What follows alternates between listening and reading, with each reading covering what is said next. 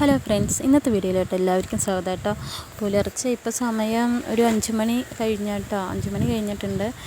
ഏട്ടൻ പുഴയിൽ നിന്ന് കുളിയെല്ലാം കഴിഞ്ഞ് വന്ന് ശരണം വിളിയെല്ലാം കഴിഞ്ഞാട്ടോ. അപ്പോൾ പിന്നെ ഞാൻ കുറച്ച് ചന്ദനക്കുറയൊക്കെ ഇട്ടിട്ട് അടുക്കളയിൽ കയറാമല്ലോ എന്ന് വെച്ചിട്ട് ഇരിക്കുകയാണ്.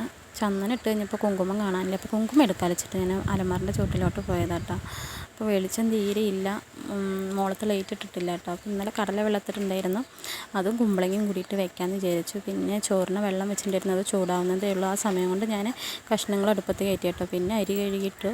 പിന്നെ കുറച്ച് ചായ, ഏട്ടൻ കടയിൽ നിന്ന് ഒരു ചായ മേടിച്ചിട്ടുണ്ടായിരുന്നു കേട്ടോ. ആ ചായയും കുടിച്ചിട്ട് തേങ്ങ ചിരകാൻ വേണ്ടി നിൽക്കണം. ഏറ്റവും മടി പിടിച്ചൊരു പണിയാണ് കേട്ടോ തേങ്ങ ചിരകുക കേട്ടോ. അങ്ങനെ തേങ്ങയൊക്കെ 5 മിനിറ്റോളം തേങ്ങയെല്ലാം ചിരകി തേങ്ങയും പെരിഞ്ചീരകവും ഇട്ടിട്ട് അരച്ചവിടെ വെച്ചേട്ടാ. അതിന് ശേഷം ഞാൻ ഉപ്പുമാവിനെയും കടുക് തളിക്കാനുള്ളതിനൊക്കെ എടുത്ത് കടുക് തളിക്കാനുള്ള ഞാനവിടെ സെറ്റാക്കി വെച്ചിട്ടുണ്ടായിരുന്നു കേട്ടോ. പിന്നെ ഞാൻ അരപ്പെല്ലാം ഞാൻ അതിൽ ഒഴിച്ച് വെച്ചു കേട്ടോ. കടുക് തളിക്കാൻ മുന്നേ തന്നെ പപ്പടെല്ലാം കാച്ചെടുത്താ കേട്ടോ.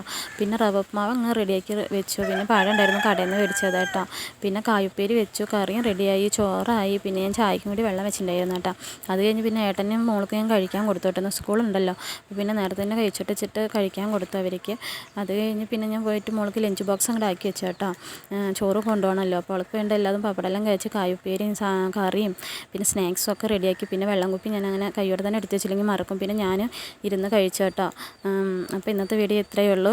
ഇഷ്ടപ്പെട്ട എല്ലാവരും സബ്സ്ക്രൈബ് ചെയ്യാം കേട്ടോ. ബായ്.